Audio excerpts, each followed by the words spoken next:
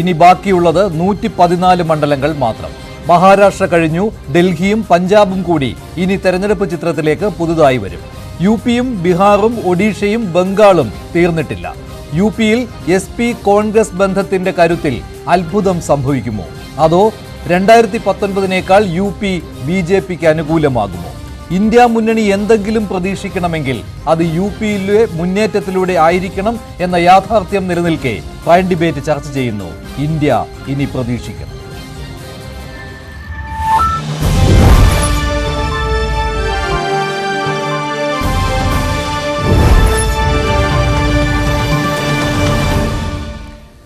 Prime ഡിബേറ്റിൽ Congress വക്താവ് ശ്രീ സേനാപതി Venu, BJP വക്താവ് Shri KVS Haridas, രാഷ്ട്രീയ നിരീക്ഷകൻ ശ്രീ അർജുൻ മാധവൻ എന്നിവരാണ് ചേരുന്നത്.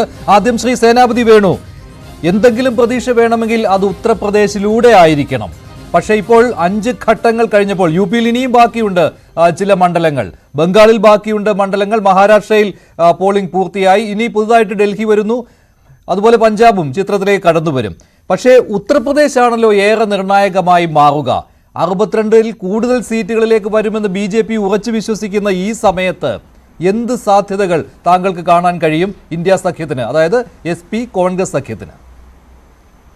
ഞാൻ മഞ്ജുഷ ഇന്നലെ പ്രയാഗ്രാജ് ജില്ലയിൽ അവിടെ ഫൂൽപൂർ മണ്ഡലം, പണ്ഡിറ്റ് ജവഹർലാൽ നെഹ്റു മത്സരിച്ചിട്ടുള്ള മണ്ഡലമാണ് ഫൂൽപൂർ മണ്ഡലം. അപ്പോ ഇന്നലെ ശ്രീ രാഹുൽ ഗാന്ധിയും അഖിലേഷ് യാദവും പങ്കെടുത്ത ഒരു തെരഞ്ഞെടുപ്പ് റാലി ഇന്ന് പത്രങ്ങൾ വളരെ കൗതുകത്തോടും അതോടൊപ്പം തന്നെ വാർത്താ പ്രാധാന്യത്തോടും കൊടുത്തിട്ടുള്ള ഒരു കാര്യമാണ്. ഒന്ന്, അവിടെ ഇന്നലെ തടിച്ചുകൂടിയ ജനസഞ്ചയം എന്ന് പറയുന്നത് അത് രാഷ്ട്രീയ നിരീക്ഷകരെയും രാഷ്ട്രീയം ശ്രദ്ധിക്കുന്ന എല്ലാവരെയും അത്ഭുതപ്പെടുത്തിയിട്ടുള്ള ഒരു കാര്യം. അതുകൊണ്ടാണ് ദേശീയ മാധ്യമങ്ങളും അതോടൊപ്പം തന്നെ ഇന്ന് ഞാൻ വടക്കേ ഇന്ത്യയിൽ നിന്നുള്ള ഹിന്ദി ചാനലുകളൊക്കെ അവര് 2 കാര്യത്തിൽ, ഒന്ന് കൗതുകത്തോടെ തെല്ല അത്ഭുതത്തോടു കൂടി ആ വാർത്ത അവർ കൊടുത്തിരിക്കുക എന്ന് പറഞ്ഞാൽ ഫൂൽപൂർ പാർലമെന്റ് മണ്ഡലത്തിൽ പ്രയാഗ്രാജിൽ ഇന്നലെ ഉണ്ടായ ആ ജനസഞ്ചയം എന്ന് പറയുന്നത് അതൊരു അഭൂതപൂർവമായ ഒരു ജനസഞ്ചയമാണ്. പക്ഷേ ഇത് തുടർച്ചയായിട്ട് BJPയുടെ റാലികളിൽ കണ്ടുവരുന്ന ഒന്നല്ലേ? ഇപ്പോൾ വർഷങ്ങളായിട്ട് പുതുതായിട്ട് സംഭവിക്കുന്നു എന്നതുകൊണ്ടല്ലേ ഇന്ത്യ സഖ്യത്തിലെ, അതായത് അഖിലേഷിന്റെയും രാഹുലിന്റെയും ഈ റാലിയിൽ ഇത്രയും ജനങ്ങൾ പൊതിഞ്ഞു വന്നത്? അതൊരു അത്ഭുതമായി കാണുന്നത്. BJPയുടെ റാലികളിൽ സ്ഥിരമായി കണ്ടുവരുന്നതാണ്, ഇപ്പോൾ മോദിയുടെ റാലിയിൽ തുടരുന്നതുമാണിത്. അത് തന്നെ അല്ല ഞാൻ പറഞ്ഞു വന്നത് മഞ്ജുഷെ, സാധാരണഗതിയിൽ കോൺഗ്രസിന്റെ നേതൃത്വത്തിലോ അല്ലെങ്കിൽ അഖിലേഷിന്റെ നേതൃത്വത്തിലോ പ്രത്യേകം നടത്തുന്ന റാലികളിൽ നിന്ന് വളരെ വ്യത്യസ്തമായി നരേന്ദ്രമോദിയുടെ റാലിയെ വെല്ലുന്ന അല്ലെങ്കിൽ അതിന് 10 മടങ്ങായുള്ള ഒരു ജനസഞ്ചയം കഴിഞ്ഞ ദിവസത്തെ റാലിയിൽ തടിച്ചുകൂടിയത് അതൊരു സൂചനയാണ്. അത് ഉത്തർപ്രദേശിലെ മാറ്റത്തിന്റെ ഒരു സൂചനയാണ് എന്ന് ഞങ്ങൾ നിശ്ചയമായിട്ടും കാണുന്നു. കാരണം 62+2 അതാണല്ലോ ഇപ്പൊ BJPയുടെ കയ്യിലുള്ളത്. ഞങ്ങൾ വിശ്വസിക്കുന്നത് അവിടെ ഇത്തവണ ഇന്ത്യ ബ്ലോക്കിന് വലിയൊരു മുന്നേറ്റം അവിടെ ഉണ്ടാകും എന്നുള്ള കാര്യത്തിൽ യാതൊരു തർക്കവും വേണ്ട. അത് ചിലപ്പോൾ ഞങ്ങളൊരു 35-40 പകുതി സീറ്റ് വരെ ഞങ്ങൾ പ്രതീക്ഷിക്കുന്നു. അതല്ല എങ്കിൽ ഒരു 60%, 40% എന്ന നിലയിലേക്ക് ഉത്തർപ്രദേശിലെ രാഷ്ട്രീയ സമവാക്യം മാറും എന്ന ഒരു വലിയ വിശ്വാസമാണ് ഞങ്ങൾക്കുള്ളത്. താങ്കളിലേക്ക് വരാം. ശ്രീ KVS ഹരിദാസ്, ആ ഒറ്റ റാലിയുടെ ആത്മവിശ്വാസം അത് ഒറ്റ ദിവസം കൊണ്ട് ഇന്ത്യ സഖ്യത്തിന് കൂട്ടിയിരിക്കുകയാണ്. അതാണല്ലോ ശ്രീ സേനാപതി വേണു ഇവിടെ എടുത്തു പറയുന്നത്. ആ റാലിയിൽ കണ്ട ജനസഞ്ചയം അതാണ് ഞങ്ങളുടെ ആത്മവിശ്വാസത്തിന് കാരണം എന്ന്. അത് വെറുതെ അങ്ങ് എഴുതിത്തള്ളാവുന്ന ഒന്നാണോ? കാരണം സമീപകാലത്ത് ഇല്ലാത്ത ഒരു പുതിയ കാര്യം സംഭവിക്കുകയാണ് ഉത്തർപ്രദേശിൽ.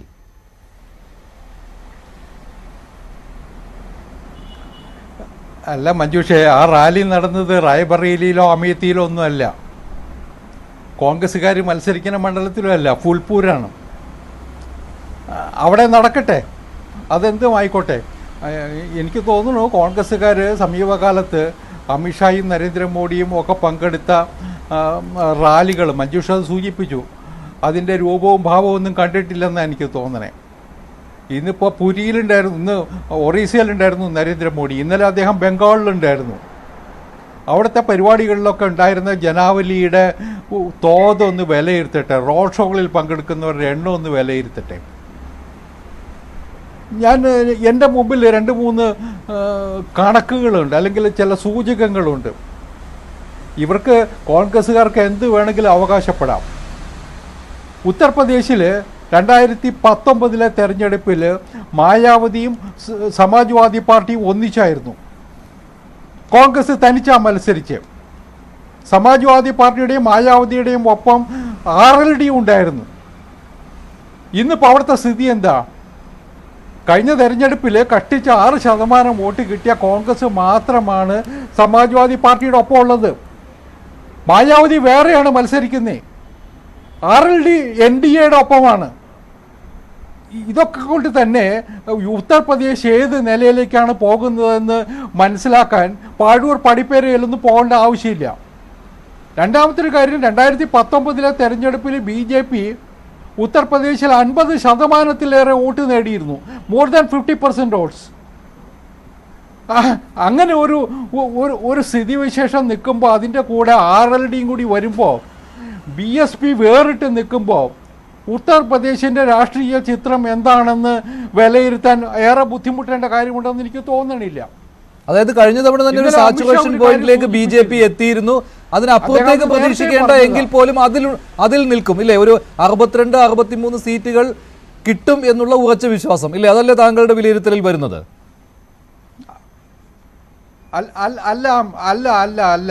അല്ല ഇത്തവണ ഒരു ക്ലീൻ സ്വീപ്പായിരിക്കും ഉത്തർപ്രദേശിൽ ഉണ്ടാകാൻ പോകുന്നത്.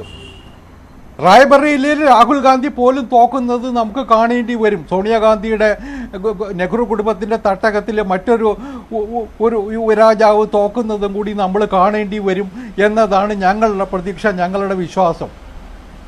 ഇത് മാത്രമല്ല, ഇന്നലെ അമിത്ഷാ പറഞ്ഞ വേറൊരു കാര്യം, ഞാൻ വേണമെങ്കിൽ അടുത്ത ഘട്ടത്തിൽ അതിലേക്ക് വരാം. പക്ഷേ ഈ കോൺഗ്രസ് നേതാക്കന്മാരുടെ അമിതമായ ആത്മവിശ്വാസമുണ്ടല്ലോ, അത് യാഥാർത്ഥ്യ ബോധമില്ലാത്തതാണ്. കോൺഗ്രസ്സുകാർ മത്സരിക്കുന്ന പല മണ്ഡലങ്ങളിലും ബൂത്തിലിരിക്കാൻ പോലും ആളുണ്ടായിരുന്നില്ലെന്നതാണ് ഉത്തർപ്രദേശിൽ നിന്നുള്ള വാർത്തകൾ.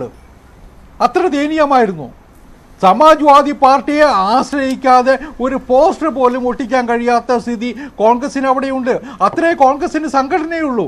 പക്ഷെ ആ ബന്ധം ദൃഢമാണെന്നാണ് ഗ്രൗണ്ട് ലെവലിൽ വർക്ക് ചെയ്ത ആളുകൾ, ഈ കോൺഗ്രസിന്റെ, ഞാൻ ഈ അവിടെ പോയിട്ട് വന്ന ആളുകളിൽ നിന്നുള്ള വിവരങ്ങളേ ഉള്ളൂ, ഗ്രൗണ്ട് ലെവലിൽ വർക്ക് ചെയ്യുന്നുണ്ട്. കാരണം എസ് പിയുടെ ചിറകിലാണ് അവിടെ ബന്ധം ദൃഢമായിട്ടുള്ളത്. കോൺഗ്രസിന്റെ ക്രെഡിറ്റ് അല്ല അത്. പക്ഷെ ആ ബന്ധത്തിൽ വിള്ളൽ വീണിട്ടില്ലല്ലോ. തുടക്ക സമയത്തുണ്ടായ പോലെ ഒരു പ്രശ്നങ്ങളുമില്ലല്ലോ. ഒരു കാര്യം കൂടി ഓർക്കണം, എസ് പിക്ക് തനിച്ച് ഉത്തർപ്രദേശിൽ ജയിക്കാൻ കഴിയുമോ? കോൺഗ്രസിന് 6% വോട്ടുണ്ടായിരുന്നത് 2019. 2024 എത്തുമ്പോൾ അത് കീഴോട്ടേ പോയിട്ടുള്ളൂ, മുന്നോട്ട് പോയിട്ടില്ല. അതുകൊണ്ടാണല്ലോ അമേത്തിയിൽ ചെന്ന് മത്സരിക്കാനുള്ള ചങ്കുറപ്പ് രാഹുൽ ഗാന്ധിക്ക് ഇല്ലാതെ പോയത്. അത് നമ്മൾ രാഷ്ട്രീയം കുറച്ചുകൂടി ആത്മാർത്ഥതയോടുകൂടി പക്വതയോടുകൂടി കുറച്ചുകൂടി എന്താ പറയുക പോസിറ്റീവായിട്ട് കാണണം എന്നുള്ള നിർദ്ദേശമാണ് എനിക്കുള്ളത്. കോൺഗ്രസ്സുകാർക്ക് അവകാശവാദം ഉന്നയിക്കാനുള്ള എല്ലാ അധികാരങ്ങളും ഉണ്ട്. പക്ഷേ അവർ ഇത്തവണ ഉത്തർപ്രദേശിൽ പച്ച തൊടാൻ പോകുന്നില്ല. അമിത്ഷാ പറഞ്ഞത് ഞാൻ ആവർത്തിക്കുന്നു, ലാലുവിൻ്റെ മക്കൾക്ക് 4 സീറ്റ് കൂടുതൽ കിട്ടാൻ പോകുന്നില്ല. അതേപോലെ കോൺഗ്രസിന്, രാഹുൽ ഗാന്ധിക്ക് 40 സീറ്റ് എത്താൻ പോകുന്നില്ല. ഈ യാഥാർത്ഥ്യം, രാഷ്ട്രീയ യാഥാർത്ഥ്യം ഈ ഘട്ടം തെരഞ്ഞെടുപ്പ് കഴിയുമ്പോൾ എനിക്ക് തോന്നുന്നു സാമാന്യ ബോധമുള്ളവർക്കൊക്കെ ബോധ്യമാകും എന്നാണ്. ശരി, ശ്രീ അർജുൻ മാധവ്, ഈ കേരളത്തിൽ ഇരുന്ന് നോക്കുമ്പോഴുള്ള ഈ തരംഗമില്ലായ്മ മാത്രമേ ഉള്ളൂ, അതോ തുടക്കത്തിൽ ഉണ്ടായിരുന്നത് പോലെയുള്ള മോദി തരംഗം അപ്രത്യക്ഷമായിട്ട് അവിടെ ഇന്ത്യ സഖ്യത്തിന് കയറി വരുവാനുള്ള ഒരു സാഹചര്യം ഉണ്ടായിട്ടുണ്ടോ? ഉദാഹരണത്തിന് UP തന്നെ എടുക്കുകയാണെങ്കിൽ രാഹുലിന്റെ ആത്മവിശ്വാസം എന്ന് പറയുന്നത് അത് പക്ഷേ അമിതമായ ആത്മവിശ്വാസമാണ്. അദ്ദേഹം വാരാണസിയെ കോട്ടയുമായിട്ടാണ് ഉപയോഗിക്കുന്നത്. അത് നരേന്ദ്രമോദി നേരത്തെ പറഞ്ഞ കാര്യം വെച്ചുകൊണ്ട് അല്ലെ, ജപ്പാനിലെ കോട്ട നഗരത്തെ തുല്യമാക്കി വാരാണസിയെ മാറ്റും. അതുകൊണ്ട് അവിടെ മാത്രമായിരിക്കും BJPക്ക് ജയിക്കാൻ കഴിയുന്നത്, മറ്റൊരിടത്തും ജയിക്കുകയില്ല എന്ന് രാഹുൽ ഗാന്ധി പറയുന്നുണ്ട്. അത് അമിതമായ ആത്മവിശ്വാസം. പക്ഷേ ഇപ്പോൾ ഇവിടെ സേനാപതി വേണു പറഞ്ഞതുപോലെ കഴിഞ്ഞ തവണത്തെ പോലെ അല്ല കാര്യങ്ങൾ. ഒരു 45 സീറ്റ് വരെയെങ്കിലും കിട്ടുമെന്നുള്ള പ്രതീക്ഷ അത് കേരളത്തിൽ ഇരിക്കുമ്പോൾ തോന്നുന്ന വെറും കണക്ക് മാത്രമാണോ? കേരളത്തിൽ നമുക്ക് ഈ നമ്പറൊക്കെ പറഞ്ഞ് ഇലക്ഷൻ റിസൾട്ട് വരുന്നവരെ ഇത് പിടിച്ചു നിൽക്കാം. കോൺഗ്രസ് ആ പറയുന്നതിനെ ഞാൻ തള്ളിക്കളയുന്നൊന്നുമില്ല, അതിനുള്ള അവകാശം അവർക്കുണ്ട്. പക്ഷേ യാഥാർത്ഥ്യബോധം എത്രമാത്രം ഉണ്ട് എന്നുള്ള ചോദ്യം അപ്പോഴും അവിടെ നിൽക്കുന്നുണ്ട് എന്നുള്ളത് മറ്റൊരു വസ്തുതയാണ്. ഇപ്പം ഇവിടെ തുടക്കത്തിൽ മഞ്ജുഷ ഇവിടെ പറഞ്ഞു, ഇന്ത്യ പ്രതീക്ഷിക്കേണ്ടതുണ്ടോ? ഇന്ത്യ എന്നല്ല, INDIA മുന്നണിക്ക് പ്രതീക്ഷിക്കുന്നതിൽ തെറ്റില്ല, ആ പ്രതീക്ഷയിൽ കഴമ്പില്ല എന്നുള്ളതാണ്. അപ്പോൾ ഇന്ത്യ സഖ്യം എന്ന് പറയുന്നത് തന്നെ എനിക്ക് വ്യക്തിപരമായിട്ട് അതിനോട് യോജിക്കാൻ പറ്റില്ല എന്നുള്ളത് ആമുഖമായി പറഞ്ഞിട്ട് ഞാൻ തുടങ്ങാം. ഇവിടെ കോൺഗ്രസിനെ പോലെ ഇത്രയും പാരമ്പര്യമുള്ള ഒരു പാർട്ടി ആൾക്കൂട്ടമൊക്കെ കണ്ട് അഭിരമിക്കുക എന്ന് പറഞ്ഞാൽ എനിക്ക് സഹതാപം മാത്രമേ ഉള്ളൂ. ഉത്തർപ്രദേശ് പോലെയുള്ള ഒരു സ്ഥലത്ത് കോൺഗ്രസ്സിന് കൃത്യമായ സംഘടനാ സംവിധാനം ഇല്ല എന്നുള്ളത് ഇന്ന് ഈ നാട്ടിൽ പൊതുവെ രാഷ്ട്രീയം നിരീക്ഷിക്കുന്ന എല്ലാവർക്കും അറിയാവുന്ന ഒരു കാര്യമാണ്. പിന്നെ ഇവിടെ പറഞ്ഞു ഞങ്ങൾ 40 സീറ്റെങ്കിലും വാങ്ങിക്കും എന്നിവിടെ കോൺഗ്രസിൻ്റെ നേതാവ് പറയുകയുണ്ടായി. ഈ പ്രതീക്ഷ പറയുമ്പോഴെങ്കിലും കുറച്ച് കൂട്ടി പറയുന്നതിൽ തെറ്റില്ല എന്നാണ് എനിക്ക് പറയാനുള്ളത്. അതെങ്കിലും ഒന്ന് കൂട്ടി പറയാം. അതിൻ്റെ അപ്പുറത്തേക്ക് ആ പ്രതീക്ഷ അല്ലെങ്കിൽ ആ പറയുന്ന ഒരു കോൺഫിഡൻസ് ഉണ്ടല്ലോ, അത് രാഹുൽ ഗാന്ധിക്ക് ഉണ്ടായിരുന്നെങ്കിൽ പുള്ളി ഇവിടെ മത്സരിച്ചേനെ, അമേഠിയിൽ മത്സരിച്ചേനെ, റായ്ബറേലിയിലേക്ക് പോയില്ല. അവിടെയും സോണിയാഗാന്ധി എന്താ പറഞ്ഞത്, ഞാൻ എൻ്റെ മകനെ നിങ്ങൾക്ക് തരികയാണ്. എന്തൊരു ഡെറഗേറ്ററി ആയിട്ടുള്ള ഒരു പരാമർശമാണെന്ന് നോക്കൂ. ഇന്ത്യൻ ജനാധിപത്യ സംവിധാനത്തിൻ്റെ കോൺഗ്രസ് പുച്ഛിക്കുകയല്ലേ. അമ്മ കഴിഞ്ഞാൽ മകൻ, എൻ്റെ മകനെ ഞാൻ നിങ്ങൾക്ക് തരുന്നു. ഇതെന്താണിത്? ഇന്ത്യൻ ജനാധിപത്യത്തിനെ കുറച്ച് കാണാൻ പാടില്ല. പിന്നെ അതിലും അപ്പുറത്തേക്ക് ഈ ആൾക്കൂട്ടം 24 കോടി ജനങ്ങളുള്ള ഉത്തർപ്രദേശിൽ ഏതൊരു രാഷ്ട്രീയ പാർട്ടി ഒരു ജാഥ സംഘടിപ്പിച്ചാലോ ഒരു റാലി സംഘടിപ്പിച്ചാലോ ആളുകൾ കൂടും. അതിൻ്റെ അർത്ഥം അത് വോട്ടായി കൺവേർട്ട് ചെയ്യും എന്നുള്ളതല്ല. 62 സീറ്റ് കഴിഞ്ഞ തെരഞ്ഞെടുപ്പിൽ BJPക്ക് ലഭിച്ചല്ലോ. യോഗി ആദിത്യനാഥ് ഈ അടുത്ത് കൊടുത്ത ഒരു അഭിമുഖത്തിൽ പറഞ്ഞത് മോദിയുടെ 400 സീറ്റിൽ 80 എണ്ണം UP യിൽ നിന്നുമാണ് വരുന്നത് എന്ന് ഉറപ്പിച്ച് 80 എണ്ണവും UP യിൽ നിന്നുമായിരിക്കുമെന്ന് അദ്ദേഹം ഉറപ്പിച്ചു പറഞ്ഞു. യോഗി ആദിത്യനാഥിനെ പോലെ ഉത്തർപ്രദേശിൽ രണ്ടാമതും വളരെ ചരിത്രപരമായിട്ടുള്ള വിജയത്തോടുകൂടി വലിയ മാൻഡേറ്റോടുകൂടി വന്ന ഒരു മുഖ്യമന്ത്രി പറയുന്ന ആ സ്റ്റേറ്റ്മെൻറ്റിനെയും എനിക്ക് തള്ളിക്കളയാൻ സാധിക്കുകയില്ല. BJPക്ക് നിങ്ങൾ ആലോചിച്ച് നോക്കൂ, 2014 ഇവരെന്താ പറഞ്ഞുകൊണ്ടിരുന്നത്, 2019 കേരളത്തിൽ ഇരുന്ന് നമ്മൾ അനലൈസ് ചെയ്ത് നോക്കുമ്പോൾ എന്താ ഇവർ പറഞ്ഞത്, യോഗി ആദിത്യനാഥ് അധികാരത്തിൽ വരില്ല എന്നിട്ട് പറഞ്ഞു. യോഗി ആദിത്യനാഥ് വന്നു.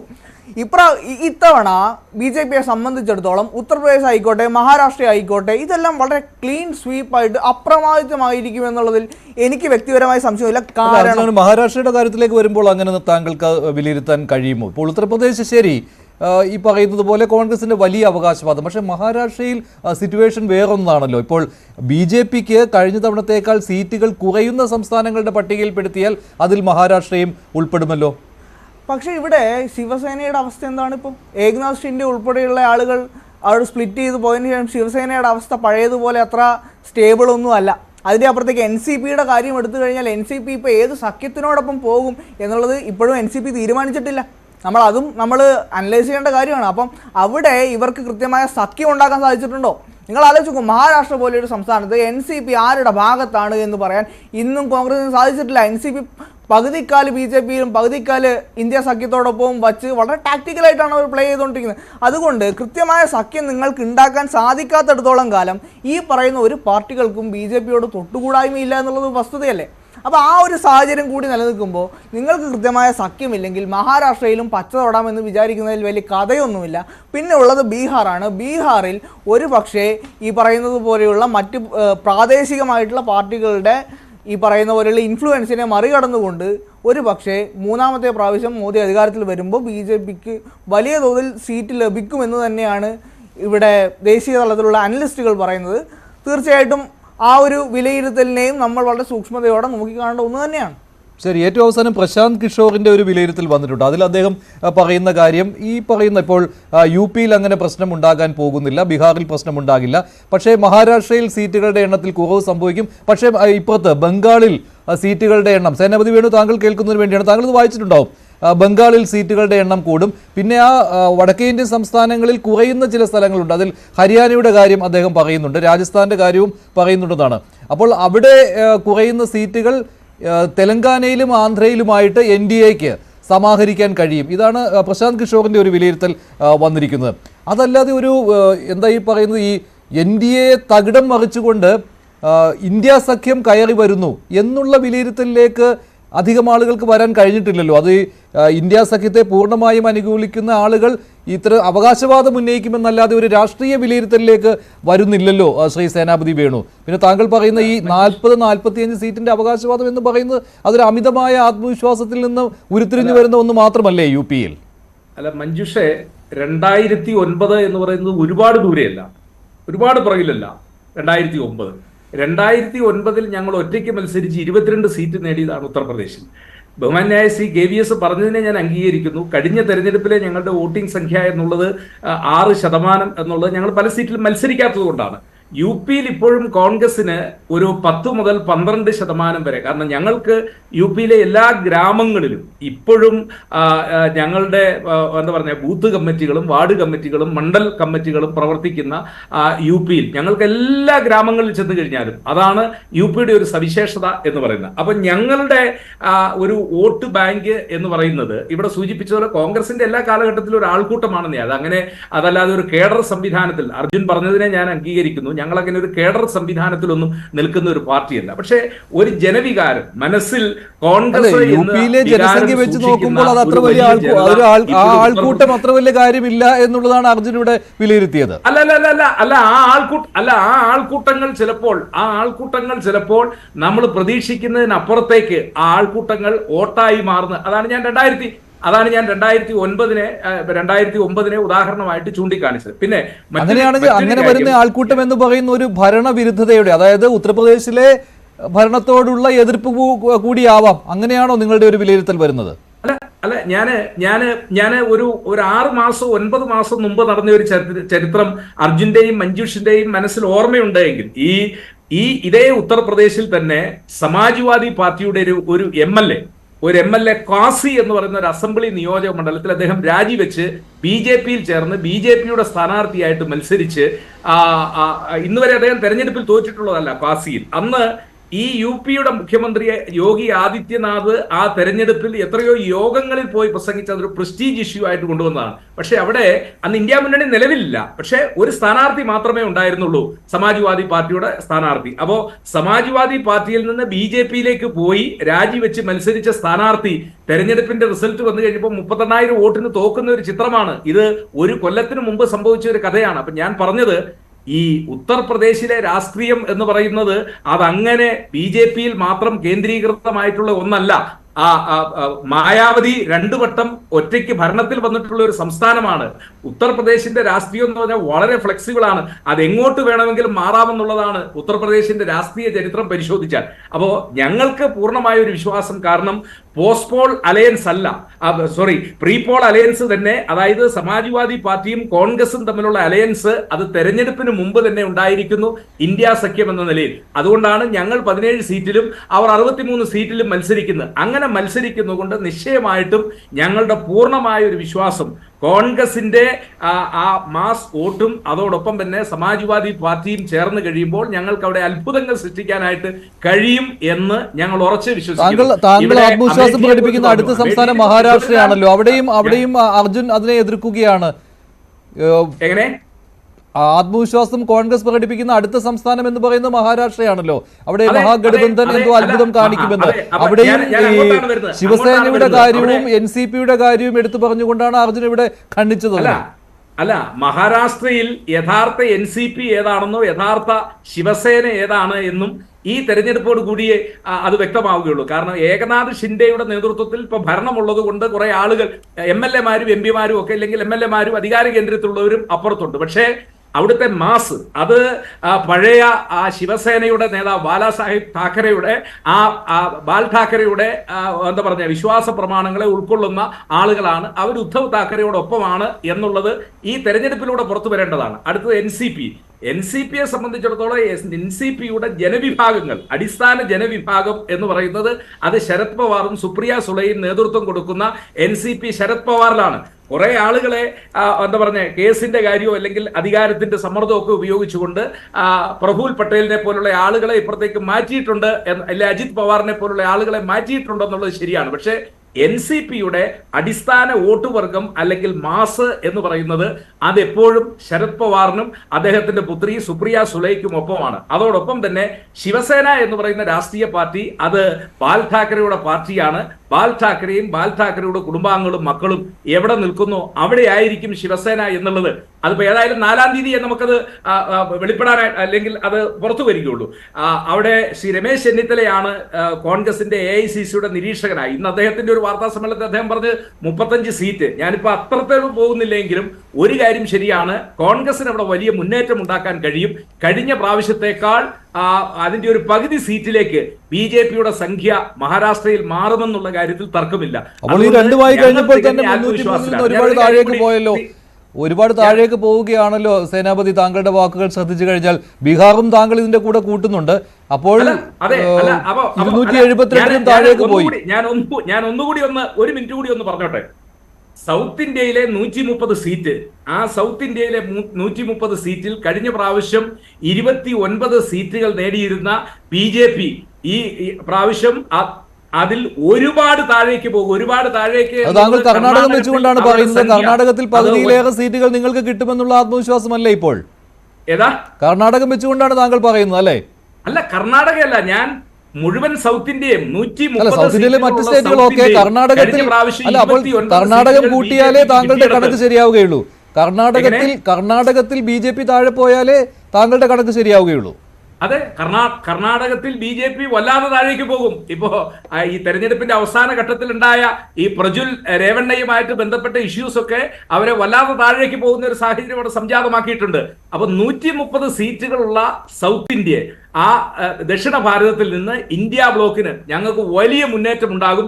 കഴിഞ്ഞ പ്രാവശ്യത്തെ BJP-യുടെ 29 എന്നുള്ളത് അവർക്ക് അതിന്റെ പകുതിയല്ല, പകുതിയിലും താഴോട്ട് അവർ പോകുമെന്നുള്ള കാര്യത്തിൽ തർക്കമില്ല. അപ്പോ ഞങ്ങൾക്ക് പുതുതായി മുന്നേറ്റം ഉണ്ടാകുന്നത് കർണാടക, ബീഹാർ, മഹാരാഷ്ട്ര, അതുപോലെ തന്നെ ബംഗാളിൽ ഞങ്ങൾ നേരിട്ടല്ല, BJP-യുടെ ഇപ്പോഴത്തെ സീറ്റിൽ അവിടെ കുറവ് വരും എന്നാണ് ഞങ്ങൾ പ്രതീക്ഷിക്കുന്നത്. ആ കുറവ് അത് ഇന്ത്യ മുന്നണിക്ക് ഗുണകരമായി, അതായത് തൃണമൂൽ അവിടെ നേട്ടമുണ്ടാക്കുമെന്ന് നിങ്ങൾ പറയുന്നു. ശ്രീ KVS ഹരിദാസ്, ഇതാണ് സേനാപതിയുടെ അവകാശവാദം. അതായത് സൗത്ത് ഇന്ത്യയിൽ അതിൽ കഴിഞ്ഞ തവണത്തേക്കാൾ കൂടുതൽ സീറ്റുകൾ ഇന്ത്യ സഖ്യത്തിന് കിട്ടുന്നു എന്ന് പറയുമ്പോൾ അതിൽ കർണാടകമാണ് ഉദാഹരിക്കുന്നത്. ബാക്കിയെല്ലാം കഴിഞ്ഞ തവണത്തെ പോലെ ആകുമെന്ന്. ഇപ്പോൾ കേരളവും തമിഴ്നാടും നോക്കിയാൽ ഫുള്ളാണ് അല്ലെ, മുഴുവൻ സീറ്റുകളുമാണല്ലോ ഉദ്ദേശിക്കുന്നത്. അതുപോലെ ബംഗാളിൽ തൃണമൂലിന്റെ ചിറകിലേറി ഇന്ത്യ സഖ്യത്തിന് മുന്നേറാൻ കഴിയും. മഹാരാഷ്ട്രയിൽ മഹാഗഡ്ബന്ധൻ, ഉത്തർപ്രദേശിൽ കോൺഗ്രസ് SP സഖ്യം,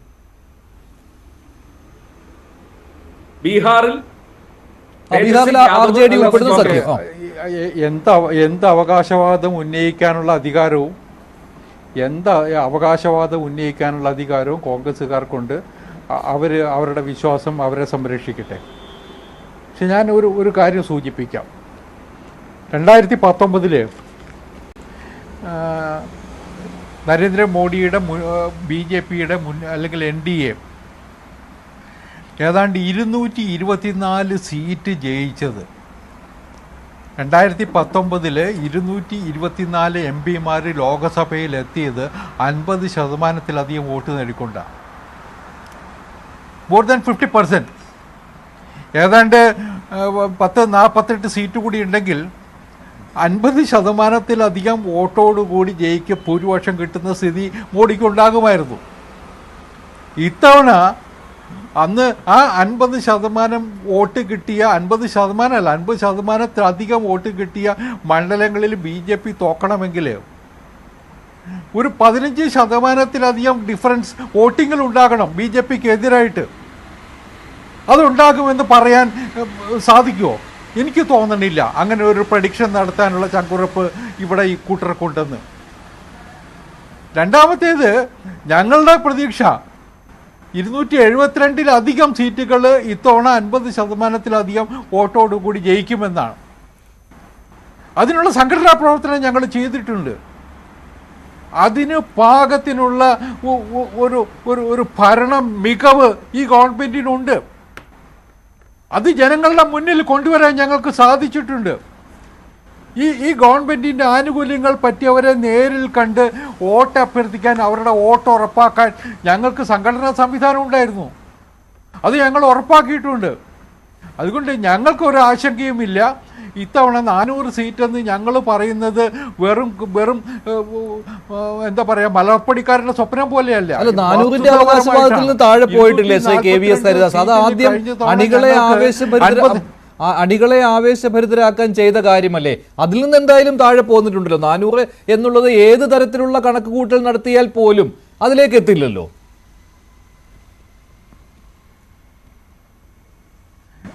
അല്ല മഞ്ജുഷ, കാത്തിരിക്കുമെന്ന്. ഇനി ഒരു 10 ദിവസമല്ലേ ഉള്ളൂ, 15 ദിവസമല്ലേ ഉള്ളൂ. നമുക്ക് കാത്തിരിക്കാം. വലിയ വാദഗതികളൊന്നും ആവശ്യമില്ല. പക്ഷേ ഞാനൊരു കാര്യം കൂടി നിങ്ങളെടുത്ത് പറയാം. ഇപ്പോൾ നേരത്തെ പ്രശാന്ത് കിഷോറിൻ്റെ കാര്യം മഞ്ജുഷ് തന്നെ സൂചിപ്പിച്ചു. കഴിഞ്ഞ ദിവസം ഒരു ദേശീയ ചാനലിൽ പ്രദീപ് ഗുപ്ത വന്നിരുന്നു. ആക്സിസ് മൈ ഇന്ത്യയുടെ മേധാവിയാണ് അദ്ദേഹം. 2019 പൊതു തെരഞ്ഞെടുപ്പിൽ കൃത്യമായിട്ട് പ്രവചിച്ച സെഫോളജിസ്റ്റാണ്. ഏതാണ്ട് 99% അദ്ദേഹത്തിൻ്റെ കണ്ടെത്തൽ 2019 കൃത്യമായിരുന്നു. അദ്ദേഹം പറഞ്ഞു, ഞാൻ രാജ്യമെമ്പാടും യാത്ര ചെയ്തു ഇത്തവണ 2019 നിന്ന് വിഭിന്നമായ യാതൊന്നും എനിക്ക് കാണാൻ കഴിഞ്ഞിട്ടില്ല. ഇവർ ഇന്ത്യ മുന്നണി ഉണ്ടാക്കിയിട്ടുണ്ട്, അവിടെ കക്ഷികൾ കൂടി എന്നൊക്കെ അവകാശവാദം ഉന്നയിക്കുന്നുണ്ടല്ലോ. പ്രദീപ് ഗുപ്തയെ പോലുള്ള സീസൺഡ് ആയിട്ടുള്ള ഒരു സെഫോളജിസ്റ്റ് പറയുന്നത് 2019 നിന്ന് വിഭിന്നമായ ഒരു ചിത്രം എനിക്ക് കാണാൻ കഴിയുന്നില്ല. അങ്ങനെയുള്ള ഒരു നിരീക്ഷണം അദ്ദേഹം പറഞ്ഞു. സീറ്റുകളെ കുറിച്ച് എനിക്കിപ്പോൾ പറയാൻ കഴിയില്ല, ഞാൻ ആ വർക്ക് ചെയ്തുകൊണ്ടിരിക്കുക. 5-ാം തീയതി വോട്ടെണ്ണുന്നതിന് മുമ്പ് അല്ലെങ്കിൽ പോളിംഗ് കഴിയുന്നതിന് മുമ്പ് എനിക്കത് പറയാൻ കഴിയില്ല, ഇലക്ഷൻ കമ്മീഷൻ്റെ ബാനുണ്ട് എന്ന് പറഞ്ഞിട്ടാണ് അദ്ദേഹം ഈ നിരീക്ഷണം നടത്തുന്നത്. ഇതൊക്കെ BJPക്ക് നൽകുന്ന ആത്മവിശ്വാസമുണ്ടല്ലോ. രാജ്യമെമ്പാടും അനവധി ഏജൻസികൾ ഇത്തരത്തിലുള്ള എക്സിറ്റ് പോളുകൾ നടത്തിയിട്ടുണ്ട്. അവരുടെയൊക്കെ ഫീഡ്ബാക്കും BJPയുടെ കയ്യിലുണ്ടാവും എന്നാണ് ഞാൻ വിചാരിക്കുന്നത്. അല്ല, ആ ഫീഡ്ബാക്കിന്റെ അടിസ്ഥാനത്തിലാണ് തെരഞ്ഞെടുപ്പ് തന്ത്രങ്ങൾ മാറ്റിയത് എന്ന രീതിയിലുള്ള ആ ഫീഡ്ബാക്കിന്റെ എക്സിറ്റ് പോൾ ഫീഡ്ബാക്കിന്റെ ഇന്റലിജൻസ് റിപ്പോർട്ടുകളുടെ എന്നും കൂടെ പറയാം. അത്തരത്തിലുള്ള ഫീഡ്ബാക്കുകളുടെ അടിസ്ഥാനത്തിലാണ് തെരഞ്ഞെടുപ്പ് പ്രചാരണ ചിത്രത്തിൽ മാറ്റം വരുത്തിയത്. BJP എന്ന രീതിയിലുള്ള വിലയിരുത്തലുകളും ഉണ്ടായിരുന്നു. അപ്പോൾ ആ പിന്നോട്ട് പോക്ക് ഈ കണക്കുകളിലൂടെ സമാഹരിക്കുവാൻ അല്ലെങ്കിൽ അറിയുവാൻ BJP നേതൃത്വത്തിന് കഴിഞ്ഞു. അങ്ങനെ പ്രധാനമന്ത്രി പോലും പ്രചാരണ രംഗത്ത് വികസനം മാറ്റിവെച്ചുകൊണ്ട് മറ്റു വിഷയങ്ങൾ എടുത്തിട്ടു. അപ്പോൾ അത് ശരിയാണോ? താങ്കളും അതിനോട് യോജിക്കുകയാണോ? ഈ എക്സിറ്റ് പോൾ ഫലങ്ങളുടെയൊക്കെ സൂചനകൾ കിട്ടിയിട്ടുണ്ട് BJPക്ക് എന്ന്?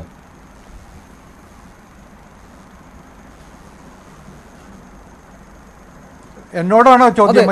എന്നോടാണോ? അതെ അതെ അതെ ശ്രീ ഹരിദാസ്. അല്ല മഞ്ജുഷേ, നരേന്ദ്രമോദി ഒരിക്കലും പ്രചരണത്തിൻ്റെ രീതിയും ശൈലിയും ഒന്നും മാറ്റിയിട്ടില്ല. ചില സന്ദർഭങ്ങളിൽ ചില പ്രശ്നങ്ങൾ ഉന്നയിക്കേണ്ടി വന്നിട്ടുണ്ട് തെരഞ്ഞെടുപ്പ് കാലത്ത്.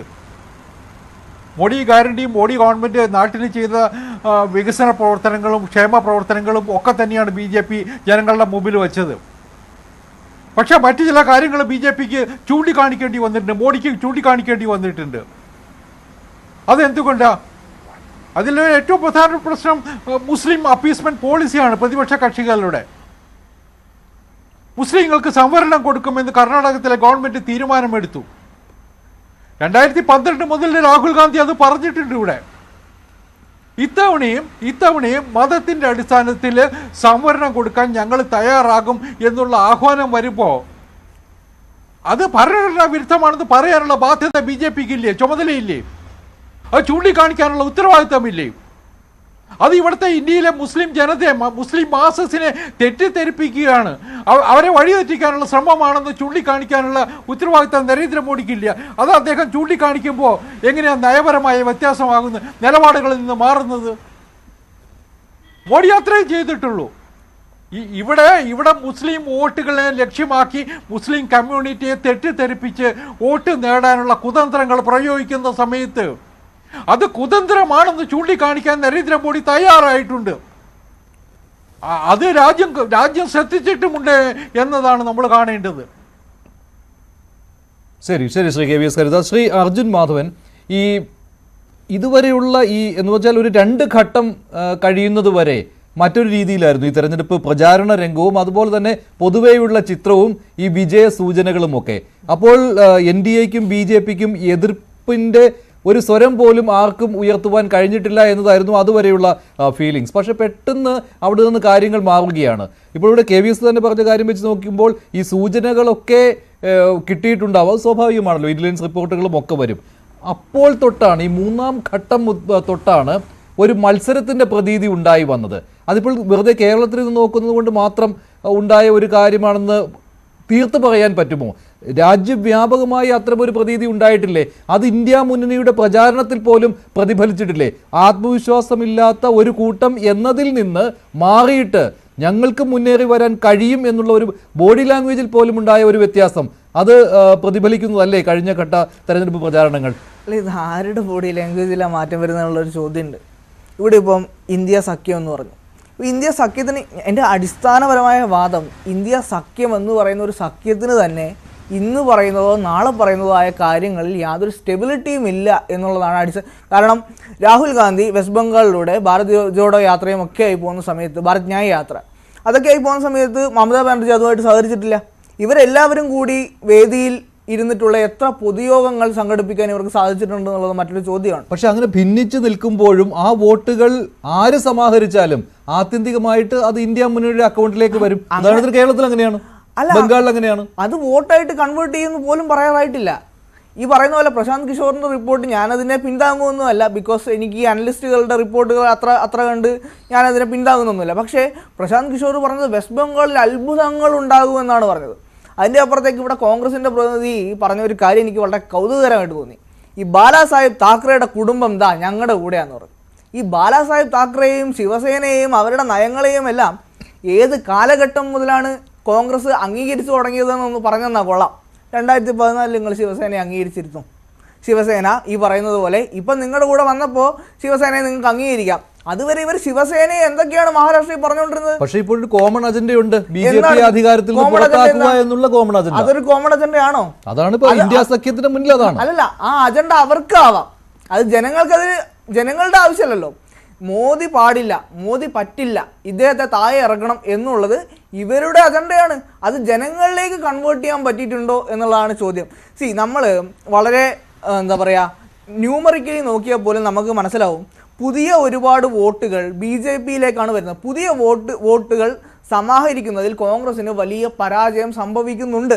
കാരണം ഈ പറയുന്നത് പോലെ ഈ ഉത്തർപ്രദേശ് പോലുള്ള ഒരു സ്ഥലത്ത് നമ്മളെപ്പോഴും ഈ ഉത്തർപ്രദേശിനെ കുറിച്ച് എന്താ ഇവിടെ പറയുക, അവിടെ മതത്തിൻ്റെ അടിസ്ഥാനത്തിലാണ് വോട്ട് ചെയ്യുന്നതെന്നൊക്കെ പറയാം. അങ്ങനെയൊന്നുമല്ല. ഉത്തർപ്രദേശിലെ ഈ അർബൻ പോപ്പുലേഷനൊക്കെ ഈ പറയുന്ന പോലെ കൗമാരപ്രായക്കാരൊക്കെ മോദിയെ ഇന്ന് കാണുന്നത് ഇന്ത്യയെ മറ്റൊരു ലെവലിലേക്ക് കൊണ്ടുപോകാൻ കെൽപ്പുള്ള ഒരു വ്യക്തി എന്നുള്ള രീതിയിലാണ്. അവരെല്ലാവരും അന്താരാഷ്ട്ര പൊളിറ്റിക്സിനെ കുറിച്ച്, രാഷ്ട്രീയത്തെക്കുറിച്ച്, സംഭവ വികാസങ്ങളെക്കുറിച്ച്, റഷ്യ ഉക്രൈൻ യുദ്ധത്തെക്കുറിച്ച് പോലും ഇന്ന് ഉത്തരേന്ത്യയിലെ പല ആളുകൾക്കും അറിയാം. നമ്മൾ ഈ കേരളത്തിൽ ഇരുന്നിട്ട് നമ്മൾ വിചാരിക്കും ഇതൊക്കെ നമ്മൾ ചർച്ച ചെയ്യുന്നുള്ളത്. അങ്ങനെയൊന്നുമല്ല. ഉത്തർപ്രദേശും ഇത് ചർച്ച ചെയ്യുന്നുണ്ട്. അവിടെ അർബൻ മേഖലയിൽ മോദിക്കുള്ള ഒരു ഇമേജ് എന്ന് പറയുന്നത് ഇന്ത്യ എന്ന് പറയുന്ന രാജ്യത്തെ മറ്റൊരു തലത്തിലേക്ക് എത്തിക്കുന്ന മനുഷ്യൻ, ഗ്രാമങ്ങളിലേക്ക് പോയാൽ താഴെ തട്ടിലേക്ക് ഗ്യാസ് കണക്ഷൻ എത്തിച്ച മനുഷ്യൻ. ഈ പറയുന്ന പോലെ നമ്മൾ പരിഹസിച്ചൊരു കാര്യമുണ്ട്, ഈ കക്കൂസ് ഉണ്ടാക്കി കൊടുത്തു എന്നുള്ളത്. അവിടെ അത് വലിയ ഇമ്പാക്റ്റ് ഉണ്ടാക്കിയ കാര്യമാണ്, നമ്മളത് മനസ്സിലാക്കണം. അപ്പോൾ ഈ രീതിയിൽ എല്ലാ തലങ്ങളിലെ ആളുകളെയും കൺസോൾട്ടേറ്റ് ചെയ്യാൻ മോദി ഈ പറയുന്ന പോലെ ബി ജെ പിക്ക് സാധിക്കുന്നുണ്ടെന്നുള്ളൊരു വസ്തുതയാണ്. പക്ഷെ അങ്ങനെയാണെങ്കിൽ ആ വികസനം ചൂണ്ടിക്കാണിച്ചുകൊണ്ട് ആദ്യ 2 ഘട്ടങ്ങളും ആ രീതിയിൽ പ്രചാരണം പോയി. 3-ാം ഘട്ടം മുതൽ കാര്യങ്ങൾ മാറി. അവിടെ ഈ മതത്തിന്റെ പേരിലുള്ള രാഷ്ട്രീയം കടന്നു വന്നു. അതിന് തുടക്കമിട്ടത് പ്രധാനമന്ത്രിയാണല്ലോ. കോൺഗ്രസിനെ കുറ്റം പറഞ്ഞുകൊണ്ട് കോൺഗ്രസ് മറ്റ് ആളുകളെല്ലാം, മറ്റ് വിഭാഗങ്ങളെല്ലാം തഴഞ്ഞ് മുസ്ലിങ്ങളെ പ്രോത്സാഹിപ്പിക്കുന്ന ഒരു പാർട്ടിയായിട്ട് മാറുന്നു. അവകാശങ്ങളെല്ലാം മുസ്ലിങ്ങൾക്ക് കൊടുക്കാൻ പോകുന്നു എന്ന രീതിയിലുള്ള ഒരു പ്രതീതി ഉണ്ടാക്കുകയായിരുന്നു. അങ്ങനെ പ്രതീതിയൊന്നും ഉണ്ടാക്കിയിട്ടില്ല. ഈ പൊതുയോഗത്തിൽ പറയുന്ന എല്ലാ കാര്യത്തിനെയും വളരെ ഗൗരവകരമായിട്ടൊക്കെ ന്യൂസ് റൂമിൽ ചർച്ച ചെയ്യുന്നു എന്നറിഞ്ഞതിൽ എനിക്ക് അത്ഭുതമുണ്ട്. കാരണം പൊതുയോഗങ്ങളിൽ അങ്ങനെ പല അത് മാത്രമല്ല, അത് കഴിഞ്ഞ് അദ്ദേഹം അത് തിരുത്തുകയും ചെയ്തു. ഞാൻ അങ്ങനെയല്ല പറഞ്ഞിട്ടില്ല എന്ന്. തെരഞ്ഞെടുപ്പ് കാലഘട്ടമല്ലേ, പൊതുയോഗത്തിൽ പലതും പറയും, ചിലപ്പോൾ അത് തിരുത്തും, അതിൽ മാറ്റങ്ങൾ വരും, മറ്റൊരു പ്രസ്താവന പറയും. ഇതൊക്കെ വളരെ സർവ്വസാധാരണമായ കാര്യമാണ്. അതുകൊണ്ട് ഇന്ത്യ മുന്നണിയെ പേടിക്കുന്നു എന്നുള്ള ഒരർത്ഥമില്ല. ഒറ്റ കാര്യം കൂടി പറഞ്ഞിട്ട് ഞാനങ്ങ് നിർത്താം. ഈ അരവിന്ദ് കെജ്രിവാൾ ഉണ്ടല്ലോ, അരവിന്ദ് കെജ്രിവാൾ എന്താ, ഇവരുടെ ഇന്ത്യ സഖ്യത്തിലുള്ള വലിയ ആളാണ് അരവിന്ദ് കെജ്രിവാൾ. എന്താ പറഞ്ഞത് അരവിന്ദ് കെജ്രിവാൾ? നോക്ക്, അടുത്ത പ്രധാനമന്ത്രി എന്ന് പറയുന്നത് യോഗി ആദിത്യനാഥ് ആയിരിക്കില്ല, യോഗിയെ ഒതുക്കും, അമിത്ഷാ പ്രധാനമന്ത്രിയാവും. അവിടെ പറഞ്ഞ ആർഗ്യുമെന്റ് നിങ്ങൾ ശ്രദ്ധിച്ചോ? ഇവർ അധികാരത്തിൽ വരുന്നു. അരവിന്ദ് കെജ്രിവാളിന് പോലും കോൺഫിഡൻസ് ഇല്ല ഇവർ അധികാരത്തിൽ വരുമെന്ന്. അവർ പറയുന്നത് എന്താ മോദിയല്ല, ഇനി യോഗിയല്ല വരുന്നത്, യോഗിയെ ഒതുക്കും, അമിത്ഷാ വരുന്നാ പറയുന്നത്. അപ്പോൾ അരവിന്ദ് കെജ്രിവാളിന് പോലും കൃത്യമായ രീതിയിൽ അധികാരത്തിൽ വരുമെന്ന് സമ്മതിച്ചല്ലോ. ആര് പ്രധാനമന്ത്രിയാണെന്ന് അവർ തീരുമാനിച്ചോട്ടെ. പക്ഷേ ഈ രീതിയിൽ ഇവരുടെ കൂട്ടത്തിലുള്ള ആളുകൾ ഏറ്റവും കൂടുതൽ ബി ജെ പിക്ക് ഗുണകരമായ ഒരു സ്റ്റേറ്റ്മെന്റ് ആണ് ഒരുപക്ഷെ അരവിന്ദ് കെജ്രിവാൾ. അതൊരു സെൽഫ് ഗോൾ ആയി പോയില്ലേ അരവിന്ദ് കെജ്രിവാളിൻ്റെത്? അപ്പോൾ NDA അധികാരത്തിൽ വരുമെന്ന് കേജ്രിവാൾ തന്നെ സമ്മതിക്കുകയാണ് വേണു. അപ്പോൾ അവിടെ ആരാണ് പ്രധാനമന്ത്രി എന്ന കാര്യത്തിലേ അദ്ദേഹം സംശയം പറയുന്നുള്ളൂ. അല്ല, അദ്ദേഹം അത് പറഞ്ഞത് ഈഫ് വന്നാൽ, ഇനി ഒരിക്കൽ കൂടി വന്നാൽ, അതാണ് അങ്ങനെ പറഞ്ഞുകൊണ്ട് തന്നെയാണ് അദ്ദേഹത്തിന്റെ പ്രസംഗം ആരംഭിച്ചത് തന്നെ. ഇവിടെ ബഹുമാന്യായ അർജുനും KVS പറഞ്ഞതിനോടുള്ള എൻ്റെ ഒരു വിയോജിപ്പ്, അതായത് ഇവർ രണ്ടു കൂട്ടരും പറയുന്നത് ഇന്ത്യ മുന്നണിയിൽ അലയൻസ് ഉണ്ടായിട്ടില്ല, മഹാരാഷ്ട്രയിൽ അതാണ് പ്രശ്നം, പശ്ചിമ ബംഗാളിൽ അതാണ് പ്രശ്നം. ഇത് ഇന്ത്യ മുന്നണിയിലെ എല്ലാ കക്ഷികളും വ്യത്യസ്തമായ ചിന്താഗതികളും വ്യത്യസ്തമായ ആശയങ്ങളും ഒക്കെ പുലർത്തുന്നവരാണ്. ഇപ്പൊ തമിഴ്നാട്ടിൽ നമുക്കറിയാം, കരുണാനിധിയുടെ പാർട്ടി അവര് ആ ദ്രാവിഡ പൊളിറ്റിക്സിൽ അവര് ഹിന്ദി വേണ്ട എന്ന് പറയുന്ന ആളുകൾ ഒരു കാലഘട്ടത്തിൽ വലിയ വിഘടനവാദം, അതായത് LTTE പിന്തുണച്ച ആളുകളാണ്. ഇപ്പൊ എന്തുകൊണ്ടാണ് കോൺഗ്രസ് ഇല്ലെങ്കിൽ അവരൊരു മുന്നണി സംവിധാനത്തിൽ വന്നിരിക്കുന്നതെന്ന് ചോദിച്ചാൽ അത് യോജിക്കാവുന്ന ചില മേഖലകളിൽ യോജിക്കുക എന്നുള്ളതാണ്. ഇപ്പൊ അങ്ങ് മഹാരാഷ്ട്രയെ കുറിച്ച് പറഞ്ഞു ഞങ്ങൾ എല്ലാ കാലഘട്ടത്തിലും ഈ ശിവസേനയുടെ ആശയങ്ങളുമായിട്ട് വ്യത്യസ്തമായിട്ട് നിന്നാ. ഞാൻ പറഞ്ഞത് ശിവസേന കൊണ്ട് ഞങ്ങളുടെ ശക്തിയല്ല, ശിവസേന എന്ന പാർട്ടിയിൽ ഉണ്ടായിരിക്കുന്ന പിളർപ്പ്, ആ പിളർപ്പിൽ നേതാക്കൾ പുറത്തു പോയാലും ശിവസേനയിലെ അംഗങ്ങൾ അവര് ഈ എന്താ പറഞ്ഞേ ബാലാസാഹിബ് ദേവരശി അദ്ദേഹത്തോടൊപ്പം ഉള്ളവരാണ് എന്നുള്ളത്. എനിക്കൊരു 6-7 കൊല്ലക്കാലം മഹാരാഷ്ട്രയിൽ എൻ്റെ സർവീസ് ജീവിതത്തിൽ ഉണ്ടായിരുന്നു. 2 അത്ഭുതം ഞാൻ അന്ന് തന്നെ എന്നെ ശ്രദ്ധിച്ചിട്ടുള്ള. ഒന്ന്, ദത്താ സാമന്തിന്റെ ഒരു trade union, Congress, communist party, Shiv Sena ഇവരെല്ലാം നിൽക്കുന്ന ഒരു കാലഘട്ടത്തിലും ഡോക്ടർ ദത്താ സാമന്തിന്റെ ഒരു ട്രേഡ് യൂണിയൻ പ്രസ്ഥാനം ബോംബെ സിറ്റിയിൽ അതൊരു അത്ഭുതമായിരുന്നു. അത് രാഷ്ട്രീയ വിദ്യാർത്ഥികൾ, അദ്ദേഹം മരിച്ചുപോയി, നമ്മൾ ചർച്ച ചെയ്യേണ്ട ഒരു കാര്യം. അതുപോലെ തന്നെ ഒന്നാണ് അവിടുത്തെ ശിവസേനയുടെ ട്രേഡ് യൂണിയനും ശിവസേനയുടെ പ്രവർത്തനവും. ഇനി മഹാരാഷ്ട്ര മൊത്തത്തിൽ എന്താണ് സ്ഥിതിവിശേഷമെങ്കിലും ബോംബെ പട്ടണം, അത് സൗത്ത് ബോംബെ, സെൻട്രൽ അങ്ങനെ ആ പട്ടണം കേന്ദ്രീകരിച്ചുകൊണ്ട് ആ ശിവസേന, അത് ബാൽ ഠാക്കറെയുടെ ഒരു പ്രവർത്തനവും അത് കൗതുകം മാത്രമല്ല, രാഷ്ട്രീയക്കാർ നമ്മൾ നിരീക്ഷിക്കേണ്ടതാണ്. ഞാൻ അതുകൊണ്ട് തന്നെയാണ്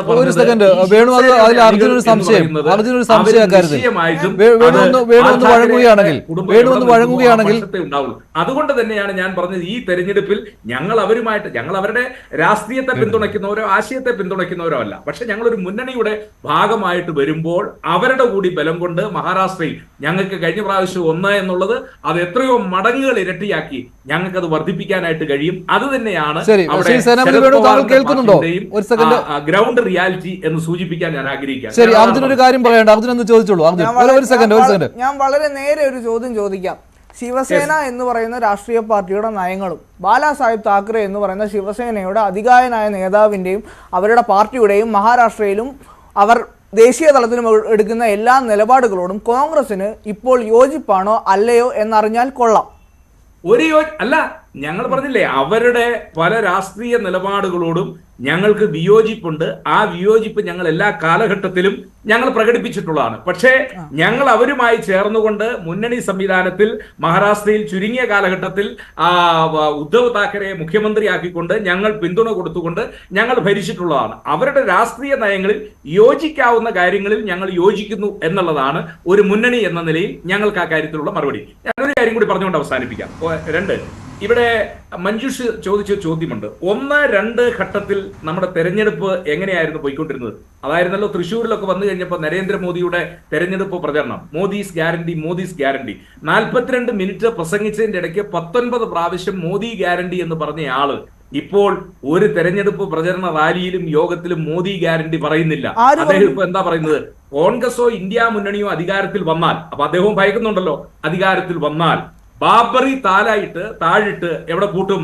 അയോധ്യയിലെ ക്ഷേത്രം പൂട്ടും. അതിനും കുറച്ച് അപ്പുറത്തേക്ക് മിനിഞ്ഞാന്നും 4-ാം നാളും ഒക്കെ അദ്ദേഹം പറയുന്നത് കോൺഗ്രസ് അധികാരത്തിൽ വന്നാൽ ബുൾഡോസർ ഉപയോഗിച്ച് രാമക്ഷേത്രം ഇടിച്ചു തകർക്കുമെന്നൊക്കെ ഒരു പ്രധാനമന്ത്രി രാജ്യത്ത് പ്രസംഗിക്കുന്നു എന്ന് പറഞ്ഞു കഴിഞ്ഞാൽ അത് അത്രയും വലിയൊരു ഫോഷ്ക് ഉണ്ടോ? ഇനി ഒരു കാര്യം കൂടി ഞാൻ ചോദിക്കട്ടെ. ഇന്ത്യയുടെ തെരഞ്ഞെടുപ്പ് ചരിത്രത്തിൽ ഏതെങ്കിലും ഒരു രാഷ്ട്രീയ നേതാവ്, അത് പ്രധാനമന്ത്രിയോ പ്രതിപക്ഷ നേതാവോ രാഷ്ട്രീയ നേതാവോ ആയിക്കൊള്ളട്ടെ, നോമിനേഷൻ സമർപ്പിക്കാൻ പോകുമ്പം തന്നോടൊപ്പം അർദ്ധനഗ്നനായ ഒരു സന്യാസിയെ പൂണൂലിട്ട് കൊണ്ടുപോയ ഒരു ചരിത്രം KVS ഇന്ത്യയുടെ രാഷ്ട്രീയ ചരിത്രത്തിൽ എവിടെയെങ്കിലും ഉണ്ടെങ്കിൽ നിങ്ങൾ പറ. ഇതൊക്കെ ഈ രാജ്യത്ത് നടത്തുന്നത് അത് വർഗീയ പ്രീണനം. ആ വർഗീയ പ്രീണനത്തിലൂടെ ജയിക്കാമെന്ന് നിങ്ങൾ കരുതുന്നു, പക്ഷെ നിങ്ങൾക്ക് കഴിയില്ല എന്നുള്ളത് ഓരോ നേരിട്ടുള്ള ചോദ്യമായതുകൊണ്ട് താങ്കളുടെ മറുപടി. എന്നോടാണോ ചോദിച്ചേ? അല്ല, KVS. യെസ്. അല്ല മഞ്ജുഷേ, ഈ എൻ്റെ സുഹൃത്തിന്, കോൺഗ്രസിലെ സുഹൃത്തിന് കമലാപതി ത്രിപാഠിയെ ഓർമ്മയുണ്ടാവുമോ? കമലാപതി ത്രിപാഠി ആരായിരുന്നു? ഈ ഇന്ദിരാഗാന്ധിയുടെ വലം കൈയായിരുന്നു. അദ്ദേഹത്തിൻ്റെ ബാക്ക്ഗ്രൗണ്ട് എന്താ?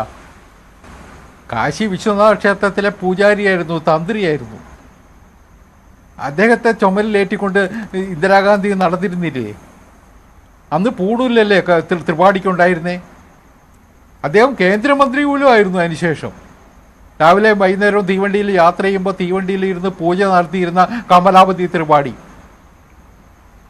അന്ന് ഇന്നത്തെ അടുത്തോളം വിമാനങ്ങളൊന്നുമില്ല യാത്ര ചെയ്യാൻ. റെയിൽവേ മന്ത്രി യാത്ര ചെയ്തിരുന്നത് തീവണ്ടിയിൽ പ്രത്യേക കൊണ്ടുപോകേണ്ട ആവശ്യം എന്ത് എന്നുള്ള ലളിതമായ ചോദ്യമാണ് ഞാൻ. അല്ല, എല്ലാ സമൂഹത്തിലുള്ള എല്ലാ വിഭാഗം ജനങ്ങളെയും ഞങ്ങൾ ഉൾക്കൊള്ളുന്നുണ്ട്. എല്ലാ വിഭാഗം ജനങ്ങളെയും. എല്ലാവരും ഞങ്ങളുടെ കൂടെയുണ്ട്. പൂണൂലിട്ട ബ്രാഹ്മണന് മാത്രമല്ല, എല്ലാ വിഭാഗം ആൾക്കാരും ഞങ്ങളുടെ കൂടെയുണ്ട്. അതിനെക്കുറിച്ചൊന്നും നിങ്ങൾക്ക് ആശങ്ക വേണ്ട. അത് വാരണാസിയിൽ മോഡി തെളിയിക്കുകയും ചെയ്യും. കഴിഞ്ഞ തവണ വാരണാസിയിൽ എന്തെല്ലാം പെടാപ്പാട് പെട്ടു. എന്നിട്ട് എത്ര ലക്ഷം വോട്ടിനാണ് മോഡി ജയിച്ചേ? 2024 അതിനേക്കാൾ വലിയ ഭൂരിപക്ഷത്തിലായിരിക്കും വാരണാസിയിൽ നിന്ന് മോഡി ജയിക്കാൻ പോകുന്നത്. പിന്നെ 2-3 കാര്യങ്ങൾ കൂടി എനിക്ക് സൂചിപ്പിക്കേണ്ടതുണ്ട്. മഹാരാഷ്ട്രയാണ് ഒരു പ്രധാനപ്പെട്ട കാര്യം.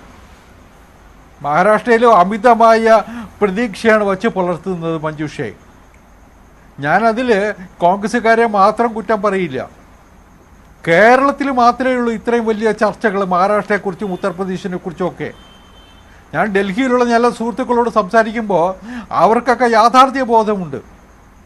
കേരളത്തിലെ മാധ്യമ പ്രവർത്തകരിൽ ഒരു വലിയ വിഭാഗം ഇന്ന് നരേന്ദ്രമോദി തലകറങ്ങി വീഴും ജൂൺ 4 എന്ന് വിചാരിക്കുന്നവരാണ്. നരേന്ദ്രമോദിക്ക് ഭൂരിപക്ഷം കിട്ടില്ലെന്ന് വിശ്വസിച്ച് പ്രചരണം നടത്തുന്നവരാണ്. അതൊരു പ്രത്യേക ഒരു വിഭാഗമാണ്. അവർ എന്തിനു വേണ്ടിയിട്ടാണോ ജോലി ചെയ്യുന്നതെന്ന് എനിക്കറിയില്ല.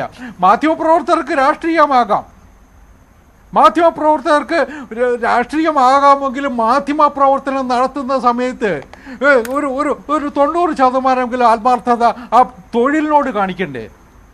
അത് കാണിക്കാത്ത മാധ്യമപ്രവർത്തകരുടെ എണ്ണം കേരളത്തിൽ എത്രമാത്രമുണ്ട്? വൈകുന്നേരം ചാനലുകളിൽ വന്നിരുന്ന് കൊട്ടിഘോഷിക്കുന്നത് നമ്മൾ കാണുന്നില്ലേ? ഇവരൊക്കെ, ഞാൻ ഉറപ്പിച്ചു പറയുന്നു, ജൂൺ 4 ഇവർക്കൊന്നും തല പുറത്ത് കാണിക്കാൻ പറ്റാത്ത സ്ഥിതിയാവും. നരേന്ദ്രമോദിയെ കുറിച്ച് എന്തെല്ലാം ആക്ഷേപങ്ങളാ പലരും ഇരുന്ന് ചൊരിയുന്നത് ചാനലുകളിൽ വന്നിരുന്നിട്ട് ആങ്കർമാരായിട്ട്. റിപ്പോർട്ട് ചെയ്യുന്ന ചിലരുണ്ട്, മലയാളി ലേഖകന്മാർ. അവരൊക്കെ തന്നെ എക്സ്പോസ്ഡ് ആകും ജൂൺ 4 അവർക്ക് വെളിയിലിറങ്ങി നടക്കാൻ പറ്റാത്ത സാഹചര്യം കേരളത്തിലെ ജനങ്ങൾ സൃഷ്ടിക്കും, അത് ഉറപ്പാണ്. ആ റിപ്പോർട്ടുകളുടെ പശ്ചാത്തലത്തിലാണ് കോൺഗ്രസ്സുകാരിന്ന് ഞെളിയുന്നത് മഹാരാഷ്ട്രയെക്കുറിച്ചും ഉത്തർപ്രദേശിനെ കുറിച്ചുമൊക്കെ.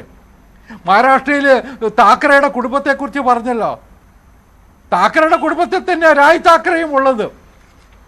രായ് താക്കറെ കഴിഞ്ഞ ദിവസം ശിവാജി പാർക്കിൽ നടന്ന മഹാസമ്മേളനത്തിൽ നരേന്ദ്രമോദിയോടൊപ്പം വേദി പങ്കിട്ടു.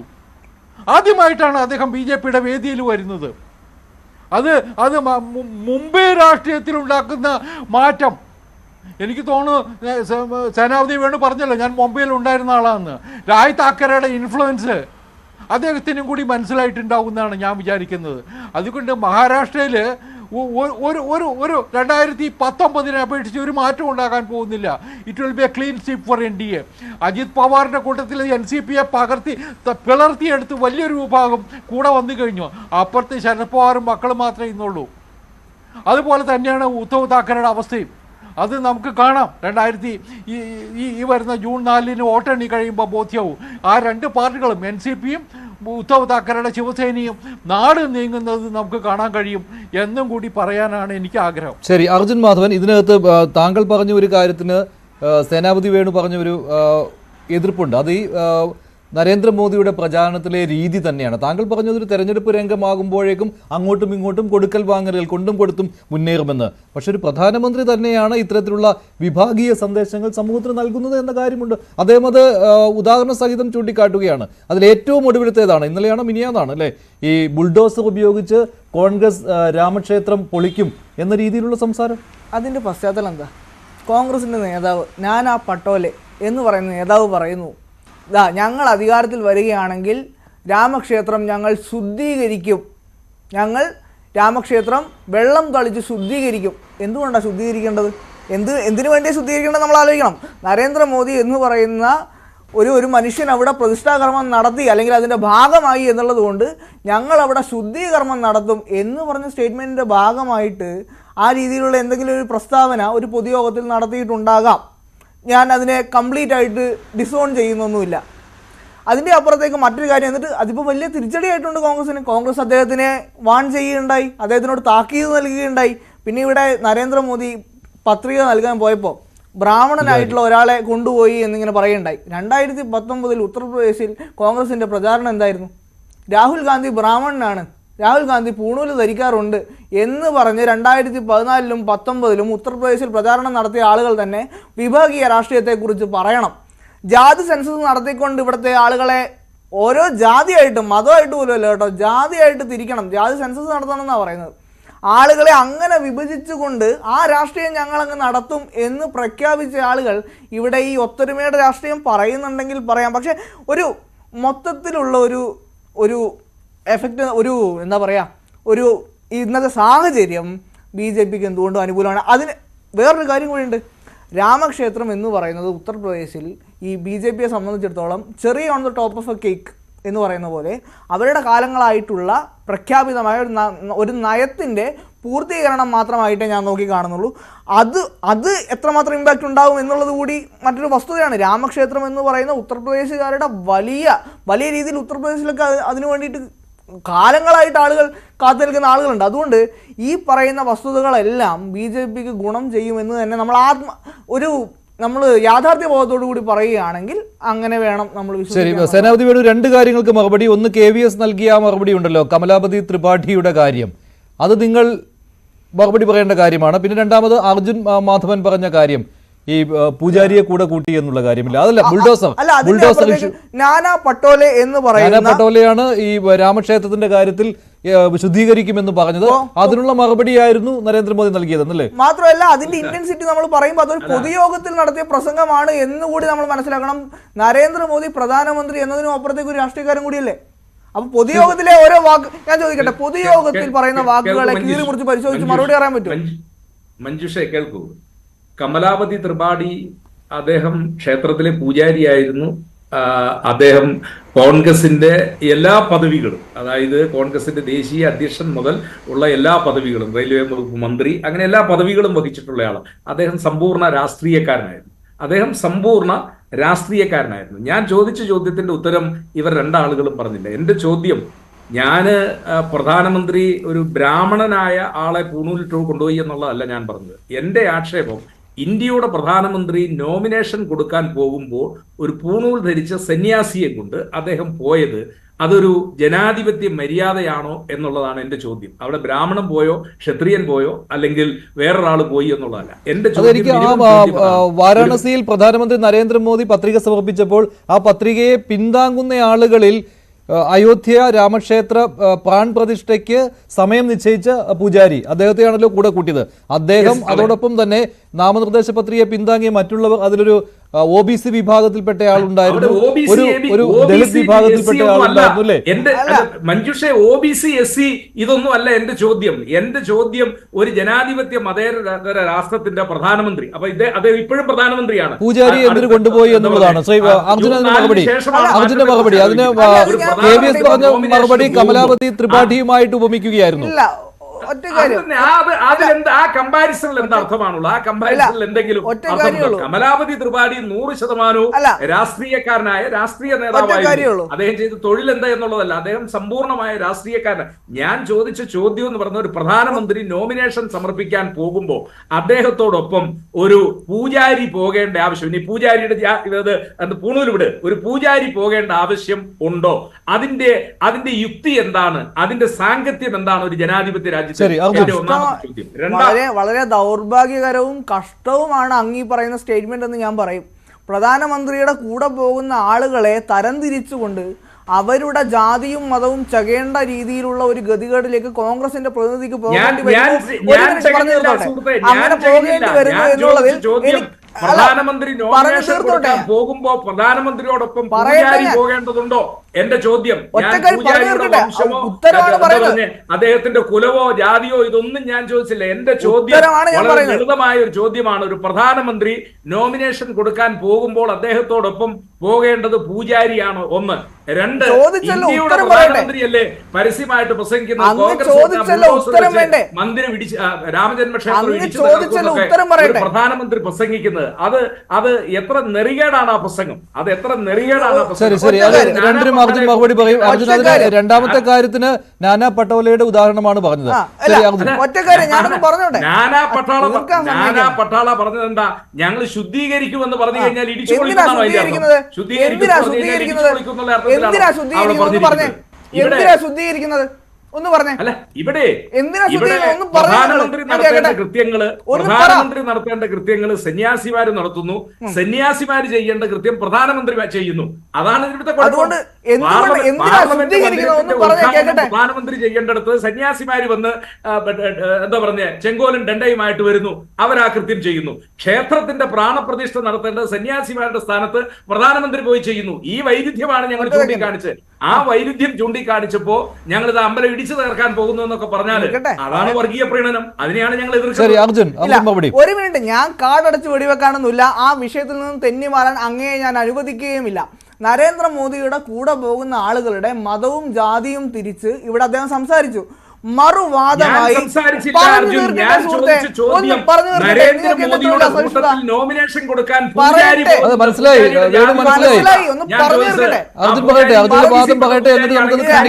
ശരിയല്ല ഇത്.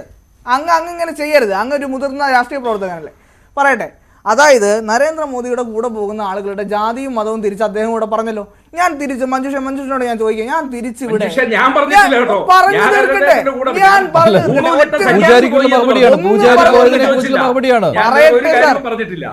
പറയട്ടെ സാർ, എന്തിനാണ് ഇങ്ങനെ അസഹിഷ്ണുത? അങ്ങനെ ഒരു മറുവാദത്തിന് വേണ്ടി ഞാൻ ചോദിക്കുകയാണ് കേട്ടോ, ഞാൻ അങ്ങനെ പറയുകയല്ല.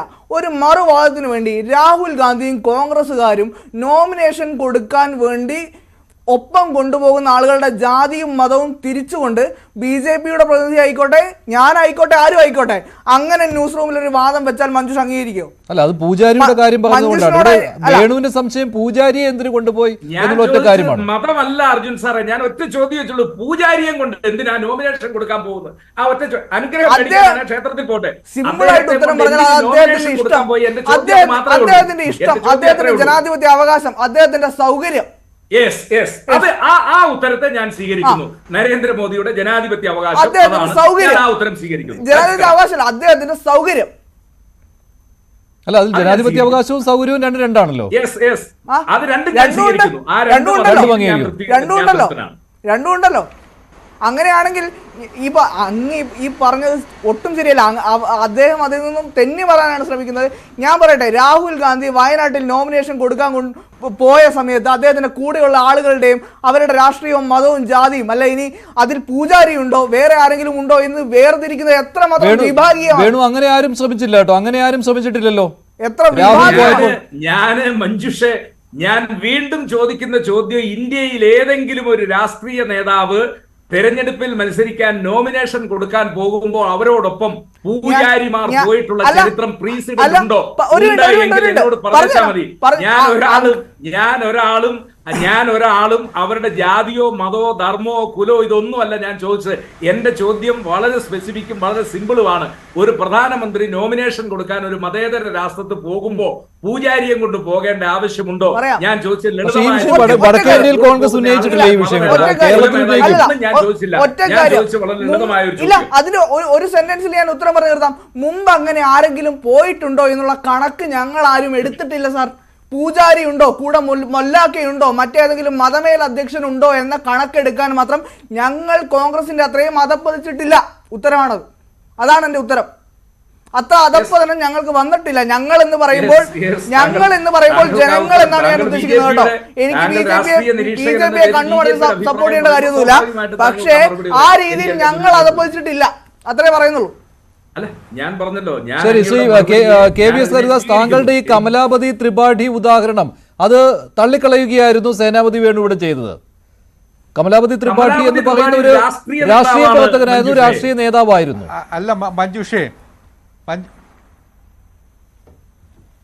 മഞ്ജുഷേ, കമലാപതി ത്രിപാഠി രാഷ്ട്രീയ നേതാവായിരുന്നു, ശരിയാ. എങ്ങനെ അദ്ദേഹം രാഷ്ട്രീയ നേതാവായത്? അതിന് മുമ്പുള്ള ചരിത്രം എന്താ? വാരണാസിയിൽ, കാശിയിൽ അദ്ദേഹത്തെ കൊണ്ട് മത്സരിപ്പിക്കുമ്പോൾ അദ്ദേഹം അവിടുത്തെ പൂജാരിയായിരുന്നു. ഇന്ദിരാഗാന്ധിക്ക് വേണ്ടി പൂജ നടത്തിയിരുന്ന ആളാണ്. ഇന്ദിരാഗാന്ധിയുടെ പൂജാരിയെ പിടിച്ച് സ്ഥാനാർത്ഥിയാക്കി കോൺഗ്രസിൽ കൊണ്ടുവരിക ചെയ്തത്. ഇതൊക്കെ ചരിത്രത്തിന്റെ ഭാഗമാണ്. രാഷ്ട്രീയ ചരിത്രം പഠിക്കട്ടെ ആദ്യം. നരേന്ദ്രമോദി നാമനിർദ്ദേശ പത്രിക കൊടുക്കാൻ കൂടെ കൊണ്ടുപോയത് അദ്ദേഹത്തിന്റെ നാമനിർദ്ദേശിക പത്രികയിൽ പേര് വെച്ച് പിന്താങ്ങാൻ തയ്യാറായിട്ടുള്ള ആൾക്കാരെയാണ്. അല്ലാത്തവരാരും നാമനിർദ്ദേശ പത്രിക കൊടുക്കാൻ വേണ്ടി കയറ്റി ഇരുത്തൂല. അവിടെ കയറ്റി ഇരുത്തിയത് അദ്ദേഹത്തിന്റെ പത്രികയെ പിന്താങ്ങുന്ന ആൾക്കാരാണ്. അത് സമൂഹത്തിന്റെ വിവിധ തുറകളിൽപ്പെട്ടവരുണ്ട്. അതിലൊരു പൂജാരിയും ഉണ്ടാകും. ഇവിടെ മലപ്പുറത്ത്, വയനാട്ടില് രാഹുൽ ഗാന്ധി നാമനിർദ്ദേശ പത്രിക കൊടുക്കാൻ പോയപ്പോ ആരെയാ കൊണ്ടുപോയത്? ഏത് മതത്തിൽപ്പെട്ടവരാ ചുറ്റും നിന്നിരുന്നത്? നിങ്ങൾ വെറുതെ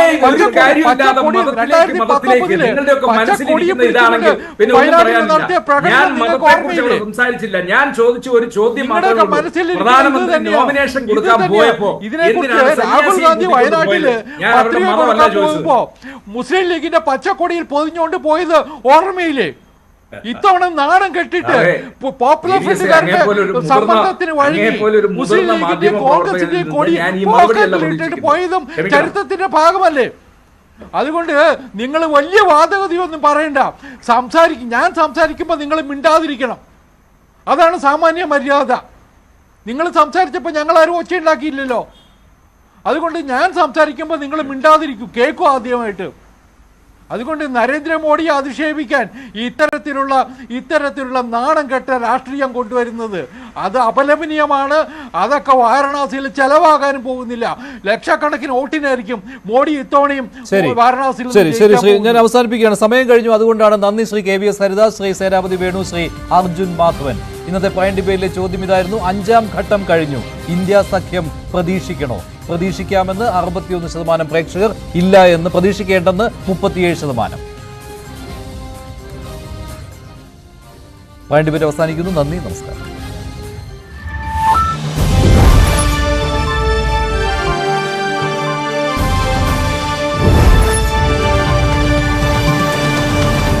അമൃത് വേണി